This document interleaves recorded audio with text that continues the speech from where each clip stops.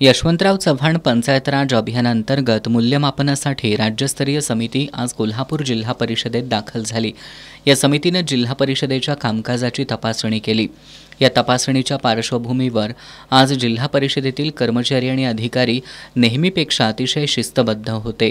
हिंगोली जिल्हा परिषदेचे अतिरिक्त मुख्य कार्यकारी अधिकारी डॉक्टर सुधीर ठोंबरे हे या समितीचे अध्यक्ष असून समितीमध्ये केशव एल गड्डापोड आणि प्रकाश शेंडगे हे 2 सदस्य आहेत।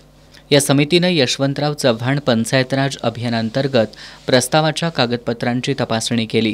ग्रामपंचायत विभाग, मनरेगा, कृषी विभाग, महिला आणि बालकल्याण, शिक्षण, पशुसंवर्धन, ग्रामीण पाणीपुरवठा, आरोग्य, वित्त, स्वच्छ भारत मिशन, सामान्य प्रशासन, समाजकल्याण विभाग, बांधकाम आणि जिल्हा ग्रामीण विकास यंत्रणा अशा विविध विभागांची तपासणी यावेळी करण्यात आली।